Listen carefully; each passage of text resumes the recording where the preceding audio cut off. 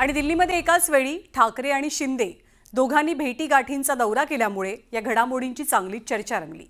या दौऱ्याच्या दरम्यान दोनही शिवसेनांच्या पक्षप्रमुखांमधलं वाकयुद्ध बरंच गाजलं। दिल्लीत कुणी कुणाची भेट घेतली या मुद्द्यावरनं ठाकरे असोत किंवा शिंदे दोघांनी एकमेकांवरती टीकेचे जोरदार बाण सोडले आणि या टीका टिप्पणीमध्ये दोन्ही बाजूंकडच्या इतर नेत्यांनीही चांगलीच आघाडी घेतलेली। ठाकरे आणि शिंदेंचा दिल्ली दौरा वार पलटवारामुळे कसा गाजला पाहूया या रिपोर्टमधनं। दिल्लीत ठाकरे शिंदेंमध्ये वाकयुद्ध। आमचा शिवसेना पक्ष आहे, त्यांची प्रायव्हेट लिमिटेड कंपनी आहे, तशी आमची प्रायव्हेट लिमिटेड कंपनी नाही आहे। शेवटी गद्दार हा गद्दार असतो, त्याच्यामुळे गद्दाराच्या मताला मी काही किंमत देत नाही। दिल्ली दौऱ्यावरून वार पलटवार। ते बघा, ते तिकडे 10 जनपदकडे जात आहेत, आम्ही इकडे लोककल्याणकारी मार्गाकडे गेलो। शिंदे आणि ठाकरेंमध्ये खणाखणी।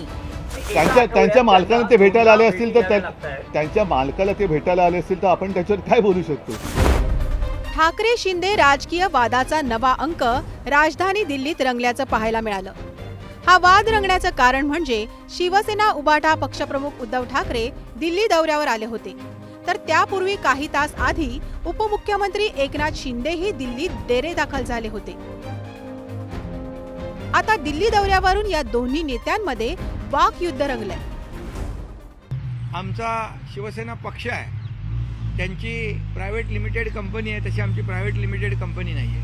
आमचा शिवसेनेचा पक्ष हा लोककल्याणाचा पक्ष आहे, हा कार्यकर्त्यांचा पक्ष आहे। इथं कोणी मालक नाही, कोणी नोकर नाही। त्यांचं एवढे ते त्यांचा विचार किंवा त्यांच्या याला उत्तर देण्या एवढे ते काही महान नाहीत। शेवटी गद्दार हा गद्दार असतो, त्याच्यामुळे गद्दाराच्या मताला मी काही किंमत देत नाही।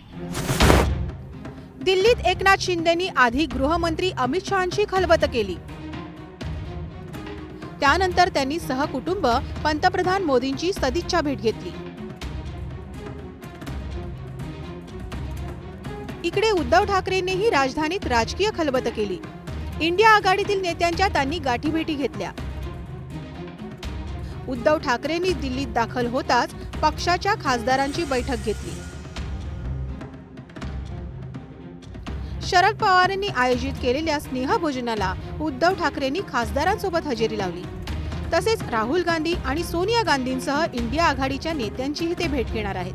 पण एकीकडे भेटीगाठींचा सिलसिला सुरू असतानाच दुसरीकडे या भेटीगाठीवरूनच दोन्ही नेत्यांकडून एकमेकांवर टीकेचे बाण सोडण्यात आले। ते बघा, ते तिकडे 10 जनपदकडे जात आहेत, आम्ही इकडे लोककल्याणकारी मार्गाकडे गेलो। जे बाळासाहेबांनी जो लोककल्याणाचा मार्ग आम्हाला दाखवला आहे, त्या मार्गाने आपण गेलो। आणि म्हणून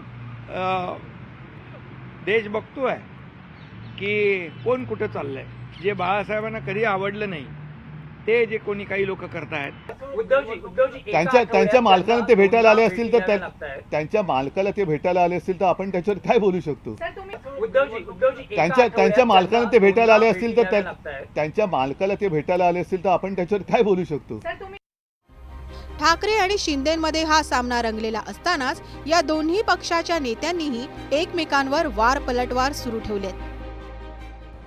त्यांच्या पक्षाचं मुख्यालय दिल्लीमध्ये, म्हणून शिंदे जर आले असतील तर तो माननीय उद्धव ठाकरे यांच्या दौऱ्याशी योगायोग वगैरे संबंधाचं कारण नाही, त्यांना दिल्लीतच थांबावं लागतं ना।